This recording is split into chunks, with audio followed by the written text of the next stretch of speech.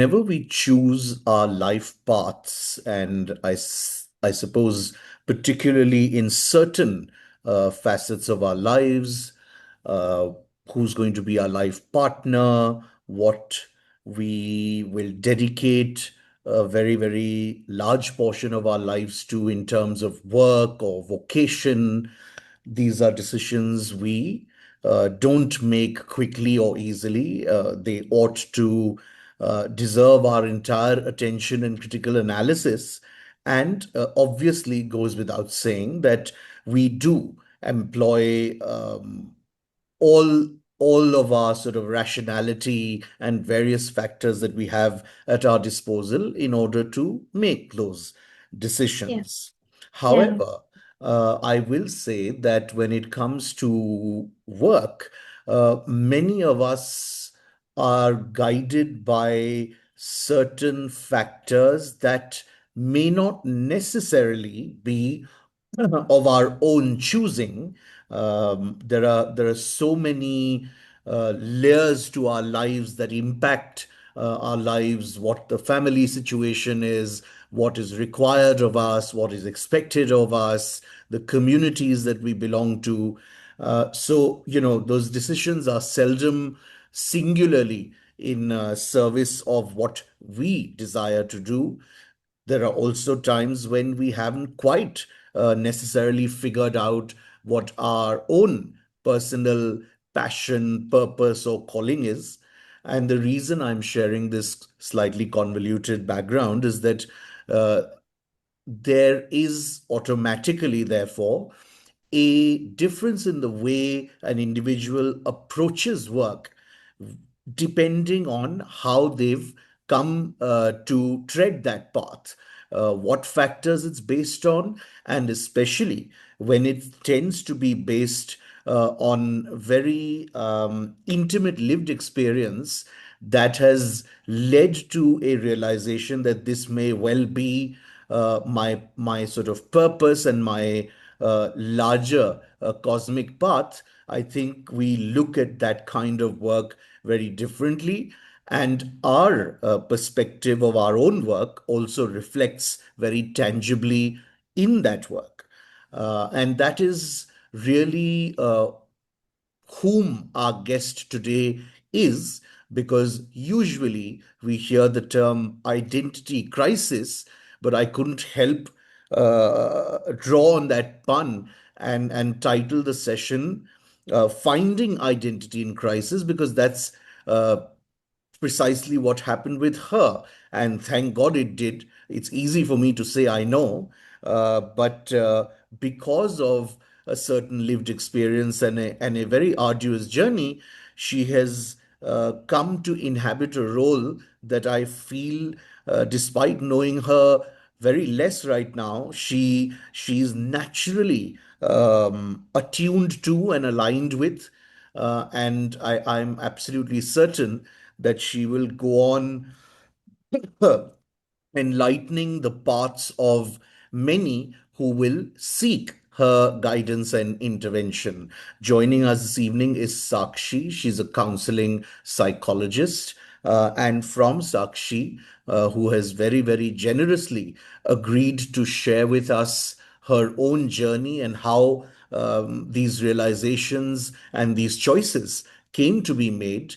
We will try to understand from her how this kind of a profoundly personal experience can actually have a silver lining and lead to a lot of clarity and clarity of purpose, identity, so on and so forth. So, we are, as I said, calling the session Finding Identity in Crisis. You are with Talk Therapy, brought to you by Driveway Devi, and I'm Karthik on behalf of Driveway Devi. This is a conversation I've been personally and selfishly very, very excited about. So I would like to extend a heartfelt gratitude to Sakshi, and with that, I welcome her onto the show. Welcome. Thank you, Karthik. Thank you so much for having me here. And before we begin, I would really like to appreciate the fact that spaces and conversations like these are being created, because I think such honest conversations around mental health and human experiences are incredibly important. So, yeah. Thank you. I really appreciate that, and we love the work that we do, and I know I'm trying to be optimistic nowadays, and I know that we're in no popularity contest, but even if a few people listen in, watch, and are positively impacted, that's our mission more than achieved. And thank you for being part of that. So let's get into it, Sakshi. And before we sort of take you back in your journey historically, why don't you tell us a little bit in your own words about your current work and practice? My job role as a counseling psychologist is providing safe space and a non-judgmental space where I encourage my clients to just not have filters in their tone or opinion or even in their appearance. I just encourage them to show up as they are, and my focus is building trust so that they can confide things with me which they can't with others.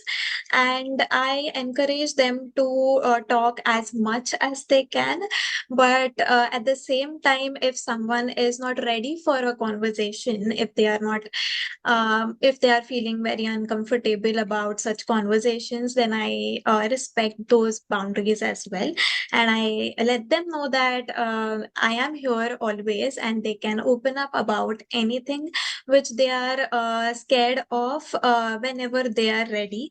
And I focus on listening actively to just make them feel heard, seen, and understood. I validate their emotions because this is the most important part as a psychologist, because they are coming to you because they were never heard and seen and understood.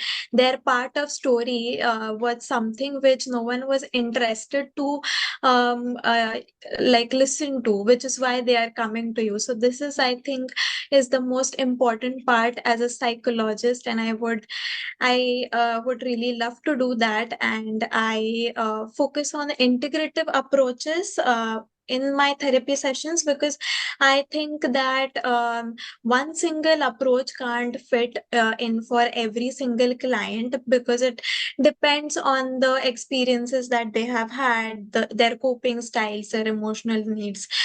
So I try to tailor my therapy sessions depending on the client's needs, and make sure that all that they have learned in the therapy session, they also use it outside the therapy session.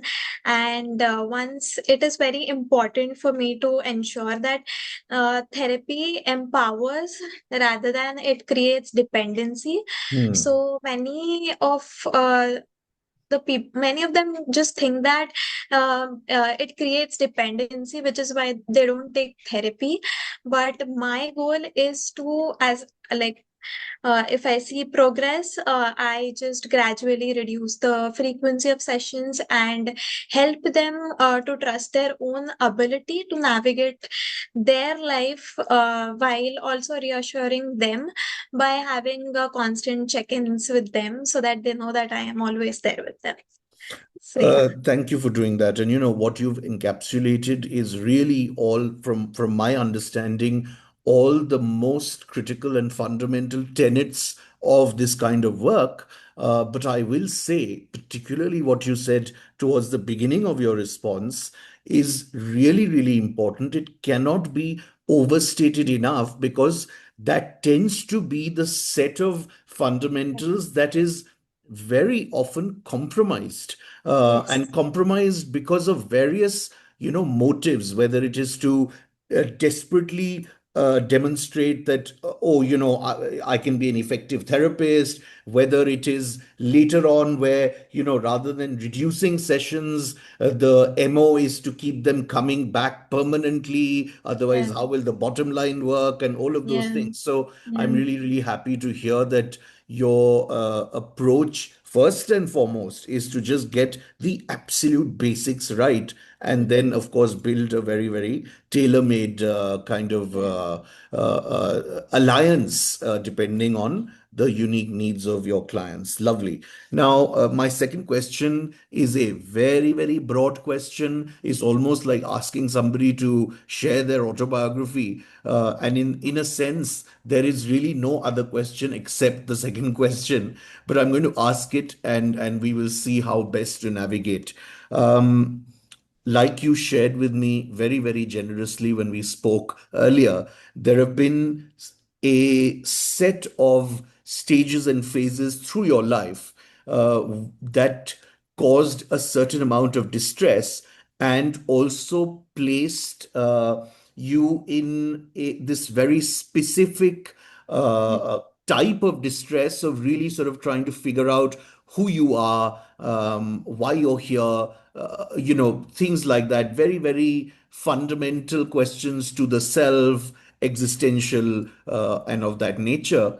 If you will give us a sense of some of those circumstances that you encountered. Yeah. So my relationship with mental health is has been very personal. Uh, while growing up, I didn't have a very good childhood. It was a rough childhood because I was not that great academically, if I would say, and I was an average student. And I have my twin sister, and uh, she is very, very good academically.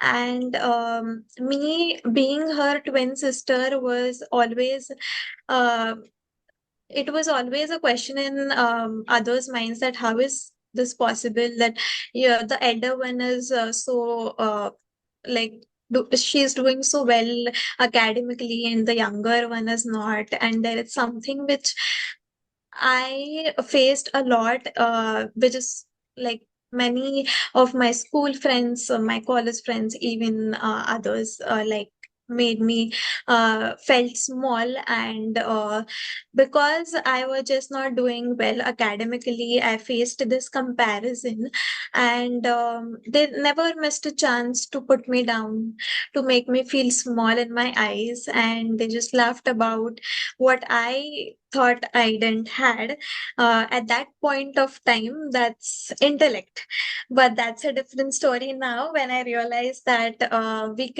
we can't measure intellect only through academic performances.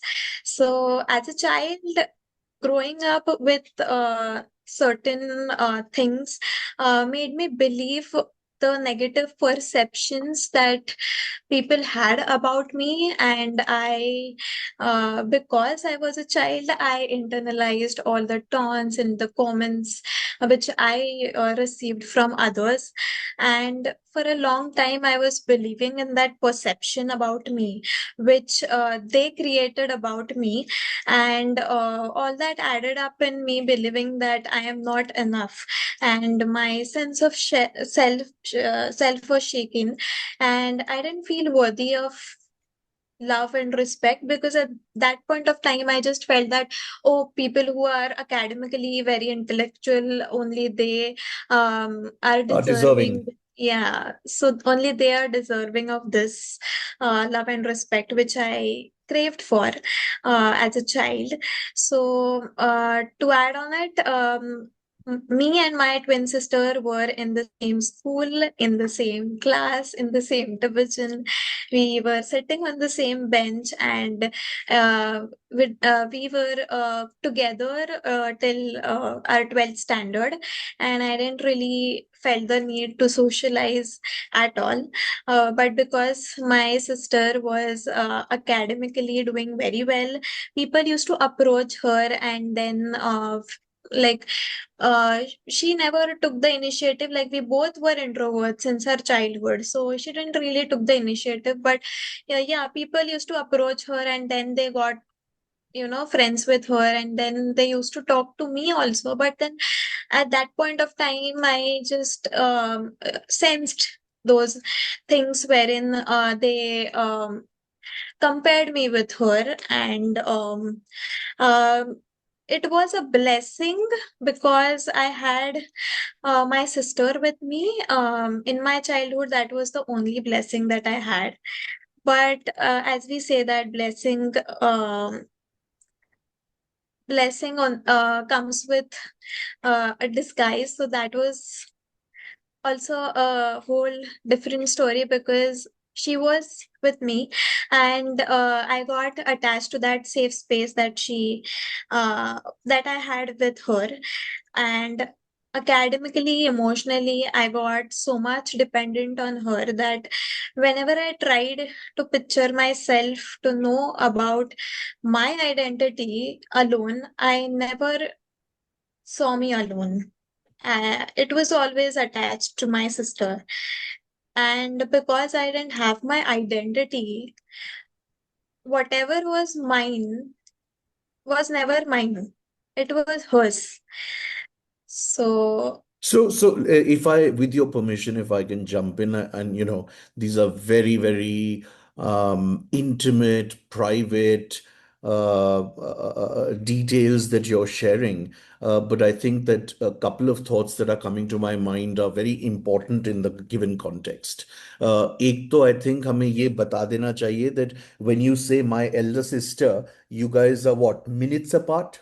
yeah, Right, one so minute just, elder yeah, to me. exactly, so just to sort of put that out there, that it's not somebody significantly older we're talking about. That you Yeah, must have yeah, obviously yeah, gathered when yeah, Sakshi said in the same grade, but even within that construct they're literally hardly apart. So that's one thing. The other thing, to sort of underscore, I suppose, is that, do you feel, Sakshi, now in hindsight and with a certain amount of wisdom and understanding that you've gained, that even if there are twins, there's a pair of twins, uh, neither of whom is particularly facing a identity crisis in the sense that they're quote unquote healthy, normal in that sense. Even for them, the way society tends to constantly insist on the yeah, comparison couldn't yeah, be the most pleasant thing, in terms of, in any case, these two individuals developing really healthy, unique identities. yeah. So it is like I had something which I never expected. Like, I never expected the journey that I had since my childhood. I am struggling mentally since I was a child. And I never expected people to judge me on the basis of academics, because it is not the only measure on which you can define a person. There are many other factors on which you can just make a perception about the person. You're not allowed to even judge about anybody. You can just make a perception, but that perception should also be uh, a mix of positives and negatives, and not only negatives. So, yeah, And also, just in the service of, again, the lay person understanding what you're saying. So, and please correct me if I'm wrong when you say that at some point you began to internalize these perceptions and comments that were being made. To put it crudely, you had begun to believe that you're not terribly intelligent, you're not terribly worthy or deserving of love, validation, etc. On top of which, you had also developed this severe dependency on your sister's physical yeah, company. yeah. Where do we go from there then? Yeah, so actually, the thing was that uh, when we completed our 10th standard, and when it was the time to choose streams, my dad wanted both of us, to choose science. So we went for science. And there were options. wherein we had two options. Either we can choose physics, chemistry, and maths, or we can choose physics, chemistry, or biology. So I was really good at biology, but because my sister chose maths, I went for PCM and not PCB, because I felt that, okay, this is the place where I am not going to have my sister. So no matter how much I like it, I'm not going for it. I know that I am like terribly bad at math, but still I know that she is there with me, so she will वो संभाल लेगी मुझे. So I had that perception in my mind, and even after that, there were many such circumstances wherein she got to know that she is not interested in science anymore, and she wanted to go for commerce. And I didn't even take a second to decide that, okay, I will also go for commerce. And then I actually was enjoying science, but I didn't take a second to just Switch. make that decision. And then when she wanted to go for IIMs, she started looking for the coaching centers wherein she can learn for the entrance exams that it has.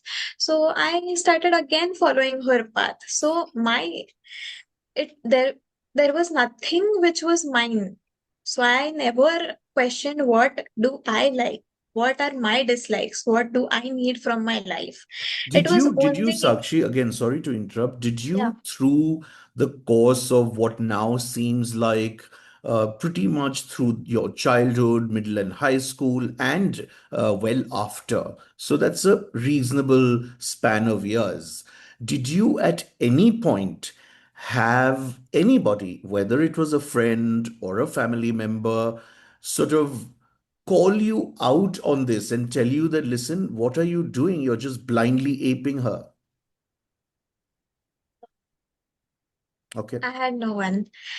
I actually, unfortunately, I had no one, because my mama papa always wanted us to go for things which they think were right for us. But it's like even they didn't know that whatever path that they chose for me was not right for me. Hmm. And because I was young, even I didn't know that whatever I am going for is not for me. Sure. So, my actually self-confidence was shattered, and I was scared to open up myself alone to the world.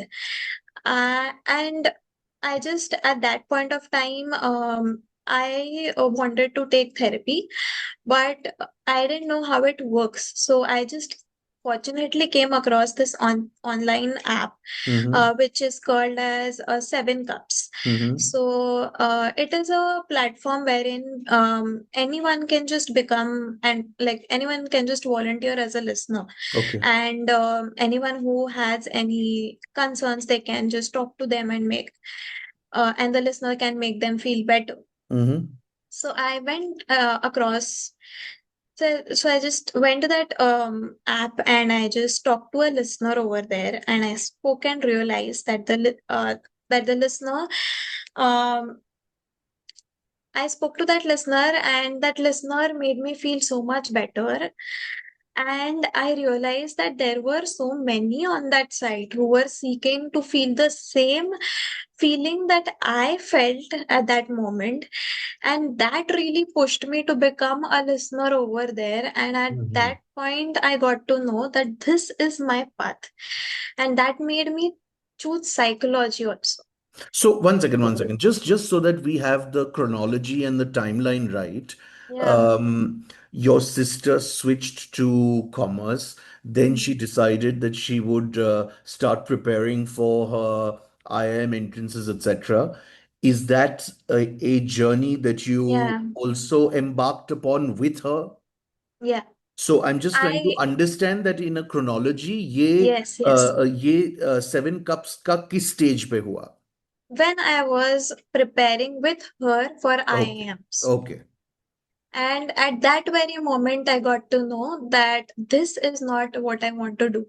And when I started interacting with many of those who really needed help, I volunteered there as a listener and I started talking to hundreds of people over there. And I just felt so much better. And I wanted, uh, at that very moment, I decided that I want to make people feel okay. And I want to choose psychology. Can you articulate what was the one thing or the few things specifically about this type of work or volunteering or interaction that was making you feel better? I mean, surely you must have thought about it. Sorry, what? What specifically about this type of work and interaction was making you feel better? Was it the fact that you were being able to help others? Was it Yeah. what was it? Yeah, so it's like basically like just making anybody feel heard, understood, validated. And there were so many on the sites who had issues with their sexuality, and they were finding it very difficult to open up.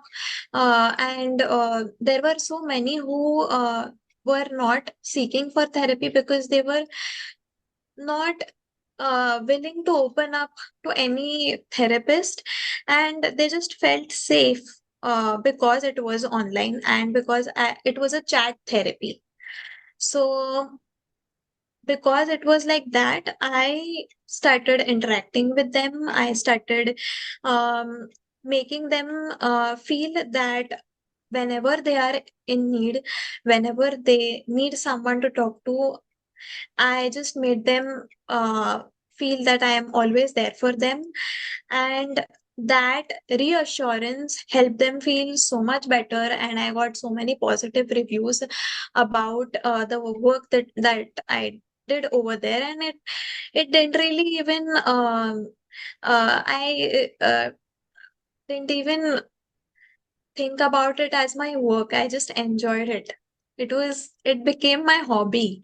Hmm. And I just kept on interacting with others. And the feeling of them saying that I smiled after a long time just made me so much better because that was the thing which I struggled. And I don't want to, I don't want anybody else to go through the same again. And I don't want anybody to go through it alone because I went through it alone. So I don't want anybody else to go through it alone. I completely understand and appreciate that. Now, you obviously had this really, really deep, genuine, authentic experience whilst interacting with speakers during Seven Cups, which compelled you to shift tracks Yep. and finally realize what you wanted to do. Having said that, एक चीज हम decision अपने मन में लेते हैं but because our status quo for so many years has been a certain way, it's still, quite a Herculean task to actually say and execute it.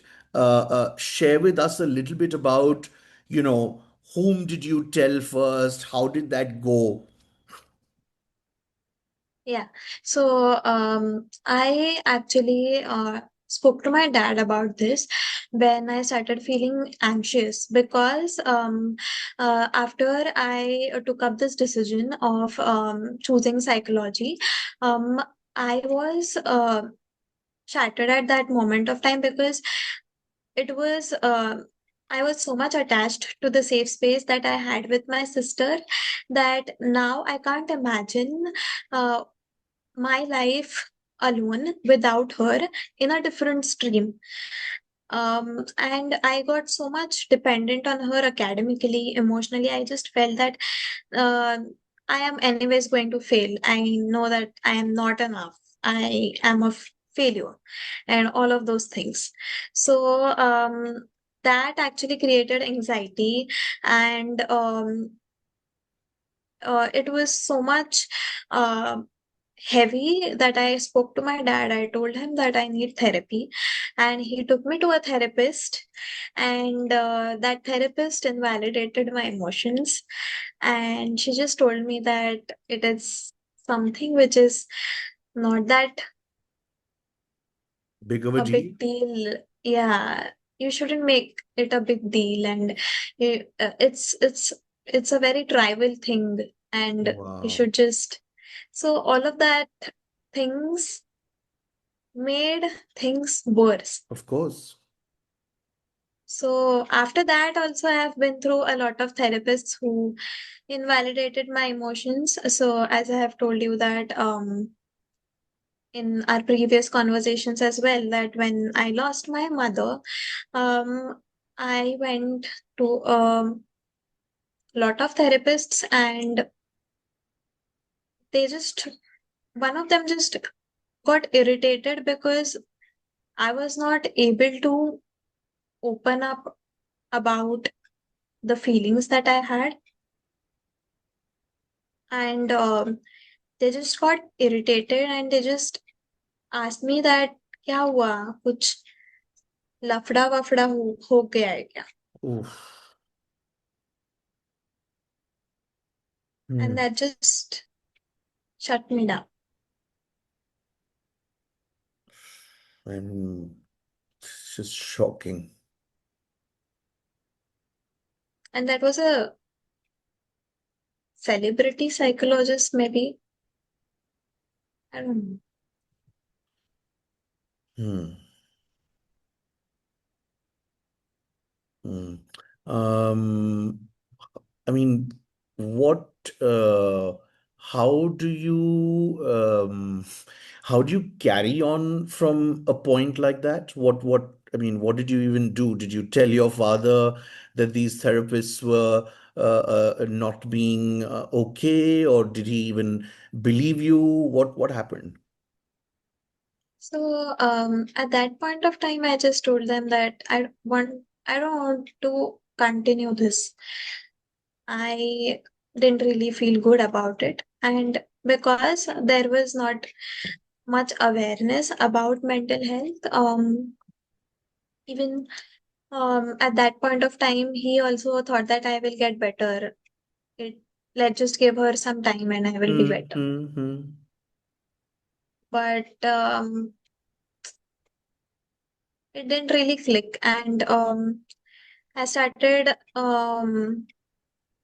getting diagnosed with anxiety, depression, social anxiety, and all of that. Again, luckily, I got a therapist and I continued therapy with her. And I felt good. Hmm. Finally, I felt good and I continued therapy with her. And after that, I was okay. And is time tak you had switched, you had started studying psychology? Yeah, yeah, yeah, yeah. So after that point of time, when I was that when I was with that therapist, I felt okay. I felt good. Um, but like after a few years again, my mom got diagnosed with brain tumor, and I was the one whom the doctor approached, and they just told me that your mom has three tumors in her brain, and he was just explaining me the process. But my mind was completely shut down. I was shattered at that very moment, and I knew how dangerous it is, but I still kept on asking silly questions like, but इतना कुछ serious तो नहीं है ना? She'll get better ना? I kept on saying this, and he just told me that beta तीन tumor है brain में, obviously it is something which is very critical. And at that point of time, I was in my master's. It was my final year. There were many things going around as well, apart from my mother's um, illness. And at that time, I was I was really carrying it as much as I can. But because I was very fragile, nobody told me that it was her last stage. And I just, I was just like in delusion that nothing will happen to my mama and she'll get better. She'll be okay. Just a matter of few years and she'll be okay. Maybe I was in the stage of denial wherein I knew whatever was going around, it's something which is dangerous. But still, I kept denying it. I didn't really believe that something like this can happen to my mom. No, it can never happen to my mom. And then when I lost her, um, I just got shattered because the only person I was close to was my mom. And even like in when like since my childhood, whenever anybody used to compare me with my sister, she was the only one who stood beside me and who just reassured me, kept on saying me that I believe in you. I know that you will you will create a different story, and I know that you'll do well. I believe in you. You also have to start working on yourself. I am there with you. Even like things like whenever I used to when I was in my bachelor's and when I was supposed to conduct experiments, and then we had to search for participants, and sometimes they used to ditch us. Hmm. Used to say that no, they won't be available. And I was in a train, like I was um, traveling in a Hmm. local Hmm. train, Hmm. and I was Hmm. going to my college to conduct my experiment, and I just called my participant to just confirm that it's she going to be there. So at that point of time, she told me that, oh, I'm sleeping and I think that I won't be able to come to the college. And at that point of time, conducting experiments and giving presentations was a big it was a big thing for me. Right. And because my self-esteem was very low, it was a very big thing for me. And I just got so much anxious that I called my mom and I told her that no, things are not working, and I think that I am gonna give up now soon. And she just told me that whatever happens, I am there. तो कुछ भी गलती कर ले life में, even if बहुत कुछ बड़ा भी अगर कुछ हो गया, just know that your mama is there right beside you. So Hmm. never think that you're alone. So she was the only one who was close to me, and I when I lost her, I was completely shattered. I was suicidal. I was diagnosed with PTSD. I had psychotic symptoms. I had panic attacks.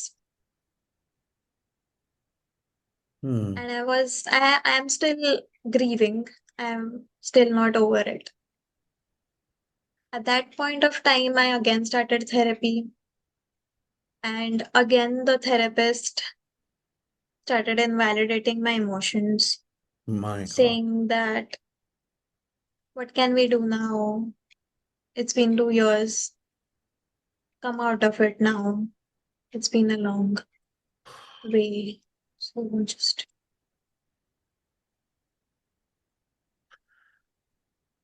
Oh, I just find all this beyond shocking. Um, oof. Uh, there is, I think I might have mentioned this to you when we spoke initially, that, and of course, to each his own, no judgment again, but so many uh, psychologists, psychiatrists, therapists uh, I speak to regularly for this interaction have their own lived experience and journeys of trauma and healing. But seldom have they told me that, yeah, we would like to share. In fact, they tell me the opposite, that Arey, nahi, nahi, how can we talk about all this, and professional this thing, and it'll have a really bad impact on our practice, etc. And I must say that uh, personally, and again, no offense meant, I never quite understood that. I'm really, really, really amazed and grateful that you've shared so openly, because I think at some level it's also very important for people generally to know and to realize that counselors, psychologists, psychiatrists are human beings, and not some stone-hearted aliens or robots or droids. um, so I mean, it's really good, of course, from that perspective, and chiefly from the perspective of how you came to inhabit the role that you do now and for some time. But the kind the kind of Agni Pariksha you've been put through in order to reach there, it's putting it mildly. It doesn't even sum it up. So it's really incredible. And I'm really, really, really sorry. The saddest thing I encounter is when a person goes to a therapist and is invalidated. I mean, I feel like shooting that person. It's as simple as that. It's, I think, just the worst thing you can do is to take a human being who is at their lowest, and then send them lower still. I just don't understand, what is it? Have they not done their padhai, or have they? I don't know. Anyway, um, uh, so now that you are on your individual path, and your sister is presumably on her individual path, um, did you two have any discussions? Did your uh, uh, deep dependency on her emotionally for so many years sort of impact her in any manner also? Yeah, it did. It did, because I was so much dependent on her that after I lose my mom, um, I really wanted her to sit beside me because I was having panic attacks at that moment, and I really wanted her to be with me 24/7, which I don't know, like, why did I expect so much from her? Because it drained her as well. But now that I know that she also was grieving, I try to be there for her as much as I can. So, we've got a very, very close and deep understanding of some absolutely terrible circumstances that you endured. Uh, Help us also, therefore, understand, which is really the essence of our interaction, that um, how did you come to actually realize and fully embrace the identity that you have today? Were there, certain specific people or groups of people that sort of compelled that realization?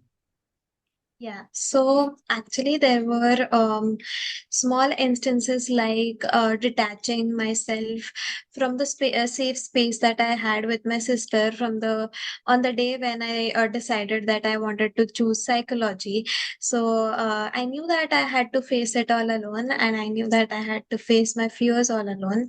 I knew that whatever I am going to do academically, also I knew at that point of time my sister won't be there with me to support me emotionally and academically. So I have to do it all by myself. And, I just made this decision that, okay, now I have to do this.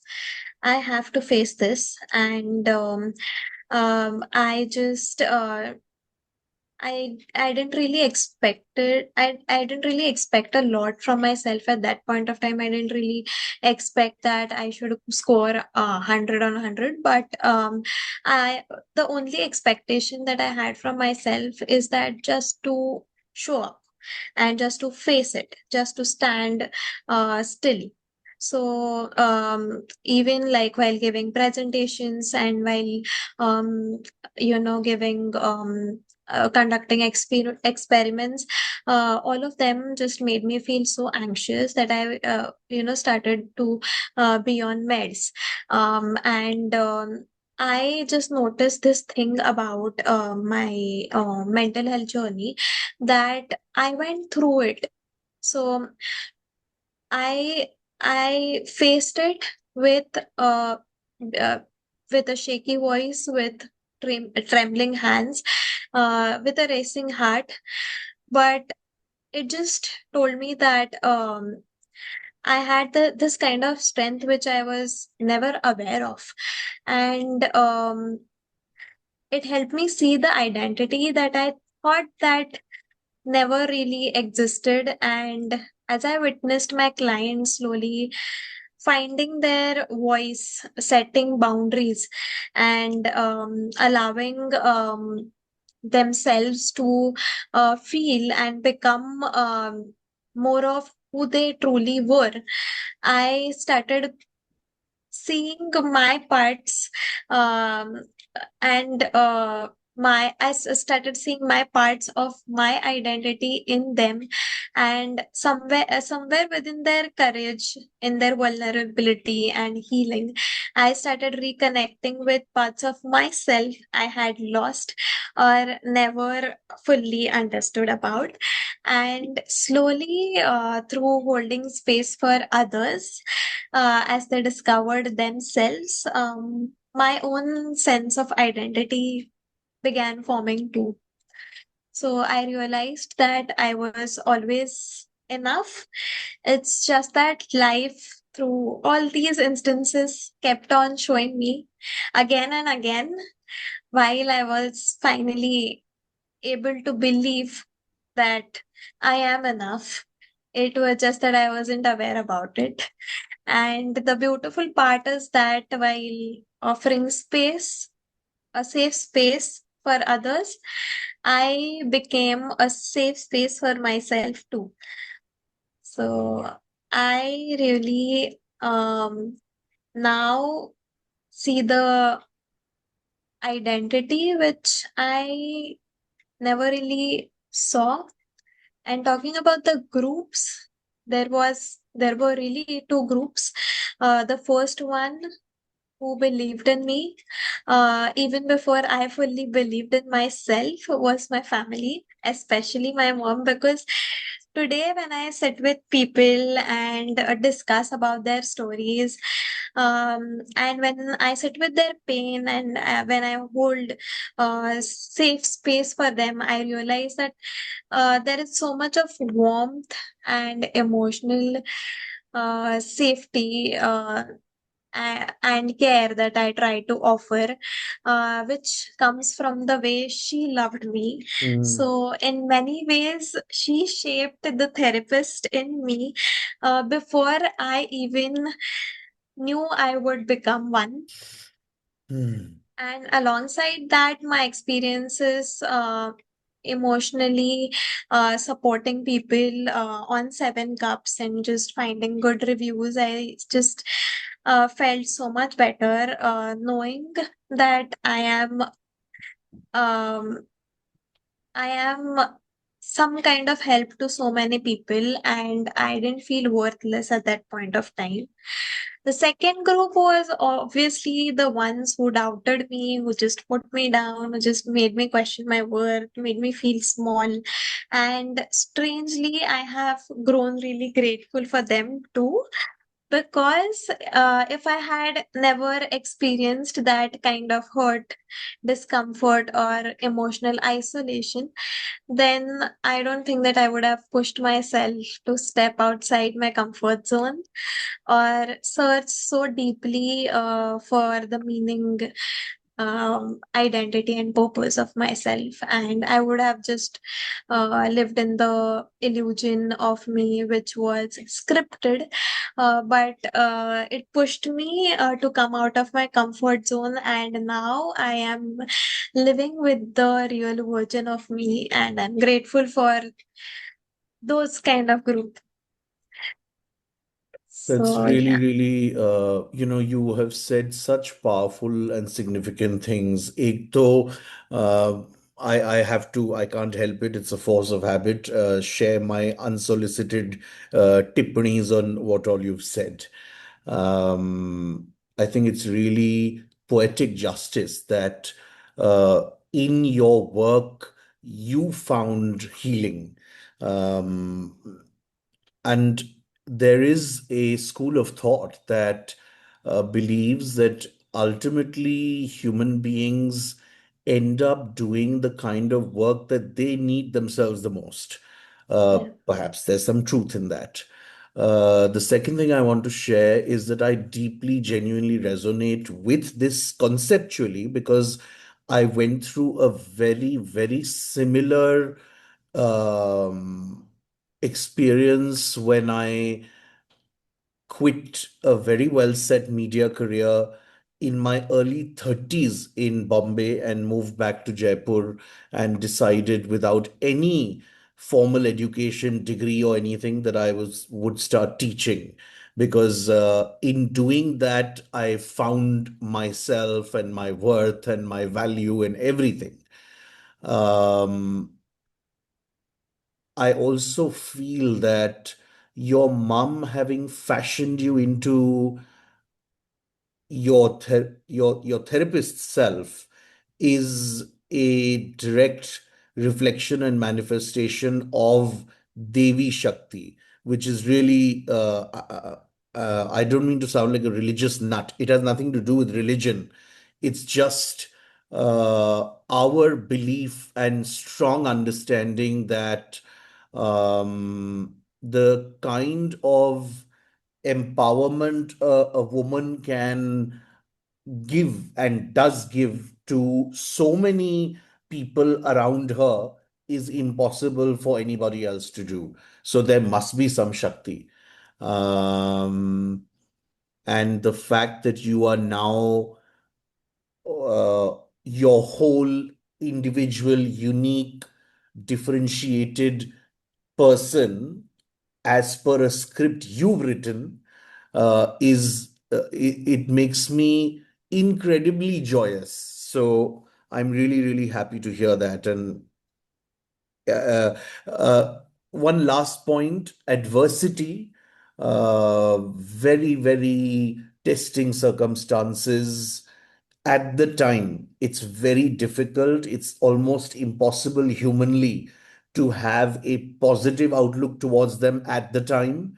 But I think with some time and distance, it is possible to see that it was actually in service of a grander design to journey you to a particular point. That's how I view my cancer.